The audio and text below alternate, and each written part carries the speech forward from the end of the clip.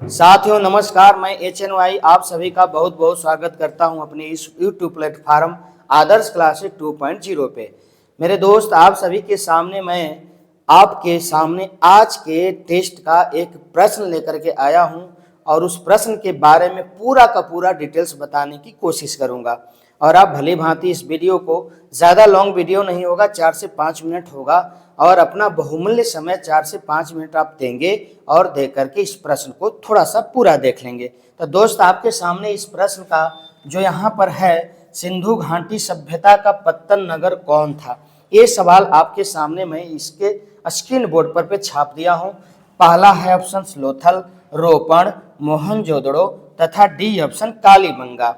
ठीक है, तो ये 4 ऑप्शन आपके सिंधु घाटी सभ्यता के स्थल ही हैं और चारों में से आपको चूज करना है। तो जरा देखिए, हमारे तरफ से एक जो उत्तर होगा मेरे दोस्त, तो यहाँ लोथल होगा।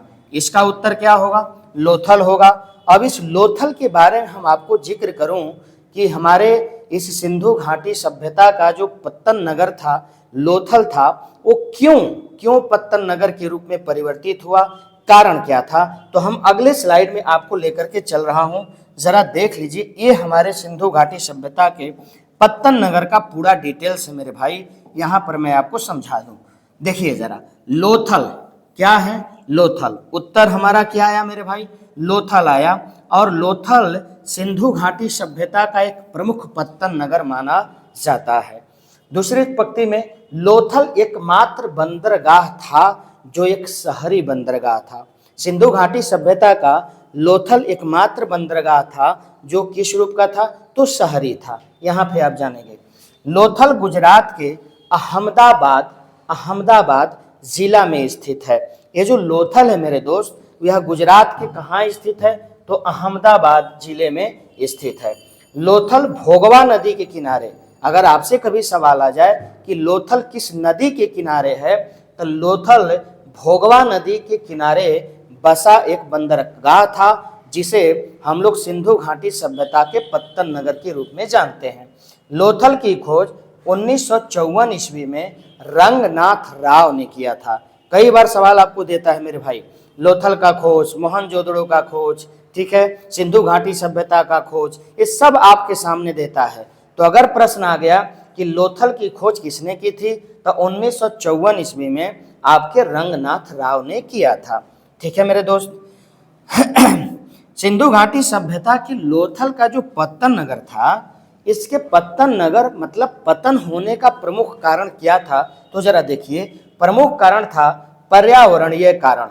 मतलब ये कि लोथल एक ऐसा मतलब बंदरगाह था जहां की पर्यावरण दूषित होने लगी, बर्बाद होने लगी, जिसके चलते उसका पतन हुआ। भौगोलिक कारण, आर्थिक कारण, नदियों का सूखना और व्यापार में कमी सिंधु घाटी सभ्यता के लोथल नगर का प्रमुख पत्तन माना जाता है। इसका एक प्रमुख कारण माना जाता है। तो दोस्त, आप जैसा कि इन चारों इस लोथल के बारे में आपने देखा, अगर आपके सामने इस प्रश्न के अंदर रोपण की मैं बात करूं, तो रोपण जो था मेरे दोस्त, रोपण जो था तो मालिकों के साथ, रोपण में क्या होता था सिंधु घाटी सभ्यता में?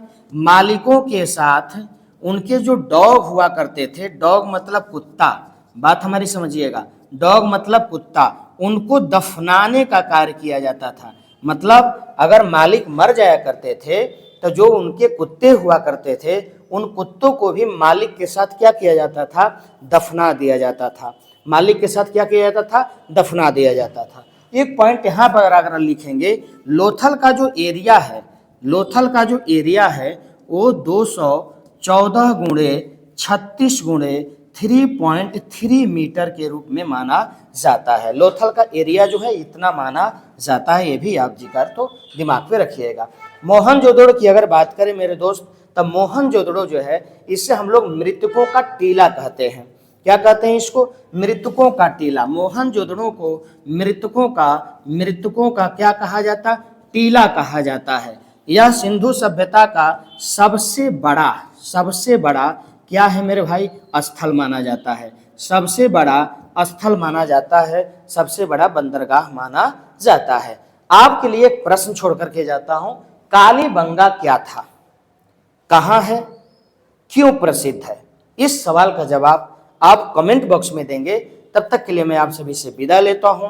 आप हमारे चैनल पे नए हैं तो इस चैनल को सब्सक्राइब जरूर करेंगे, इस बेल आइकन को क्लिक करेंगे ताकि हमारी जितनी भी सेवाएं आपके सामने हो वो क्लियर रूप से जल्दी पहुंचे और इसी तरह हमारी सेवाओं का लाभ लेकर के अपने माँ बाप का नाम आप रोशन करें और अपनी मंजिल तक पहुंचने का काम करें। जय हिंद, लव यू।